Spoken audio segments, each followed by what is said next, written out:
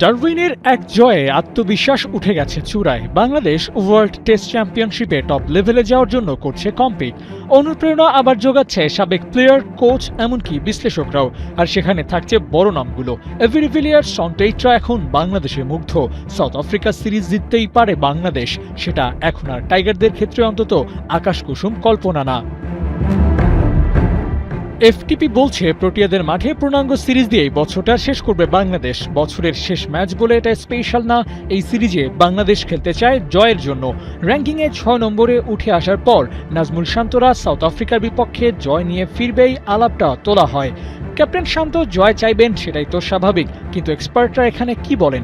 শুরুটা আথার আলী খানকে দিয়েই করা যাক। ক্রিকইনফোর এক প্রতিবেদনে তিনি বলেন, শান্ত যা বলেছে তা আমার কাছে সম্ভব ও রিয়েলিস্টিকই মনে হয়।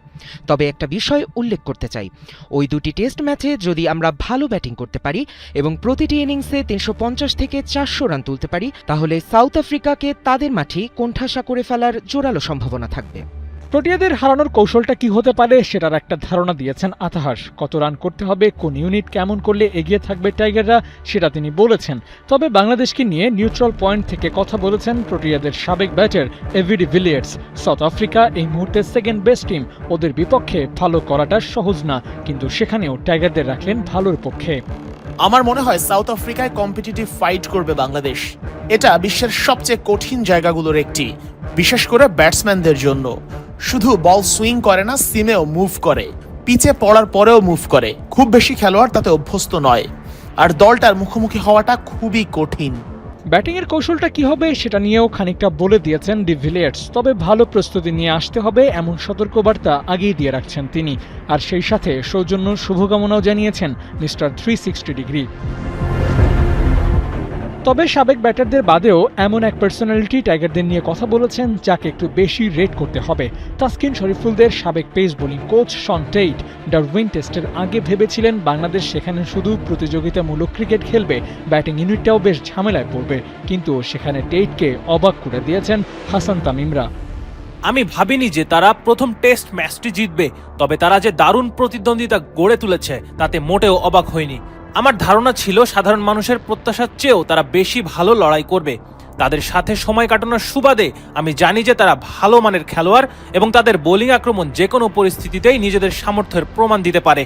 এবার টেস্টে বাংলাদেশের নেক্সট টার্গেটটা কি সেই ব্যাপারটা হাইলাইট করা যাক।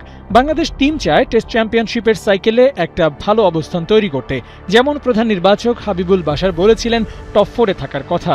আর সেই রাস্তাটা ক্লিয়ার করতে হারাতে হবে ইংল্যান্ড আর ওয়েস্ট ইন্ডিজকে। হোম ভেন্যুতে এই টাস্কটা কমপ্লিট করতে পারলে আসবে সাউথ আফ্রিকা সিরিজের পালা। সেখানেও কি ইতিহাস তৈরি করা সম্ভব? প্রোটিয়াদের বিপক্ষে সন্তোষজনক রেজাল্ট নিয়ে ফিরতে পারলে সেটাই টেস্ট চ্যাম্পিয়নশিপে ওপরে ওঠার রাস্তাটা ক্লিয়ার করে দেবে। বাস্তবতা বলে অস্ট্রেলিয়ার মতো এই সফরটাও হবে রাফ অ্যান্ড টাফ। একে তো টেবিলের সেকেন্ড বেস্ট টিম, অন্যদিকে কন্ডিশনের হিসেব করলে সাউথ আফ্রিকাও পেস ফ্রেন্ডলি উইকেট বানায়। আর তাই বাংলাদেশকে ফেস করতে হবে মার্কো ইয়ানসেনদের মতো বোলারদের তোপ। সেটা অস্ট্রেলিয়ার মতো এখানেও তামিমদের ফেলতে পারে কঠিন চ্যালেঞ্জে।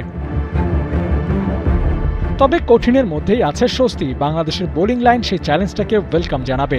অস্ট্রেলিয়ায় যেভাবে হাসান মাহমুদরা ডমিনেট করেছেন, সেই মঞ্চটা রেডি থাকবে প্রোটিয়াদের ডেরাতেও। আর সেটা কাজে লাগাতে পারলে সব হিসেব নিকেশ মেটানো যাবে। আগ বাড়িয়ে বলেও দিতে পারেন সাউথ আফ্রিকায় একটা ম্যাচ বাংলাদেশ জিতেও ফিরতে পারে। আবু নাইম, ৭১।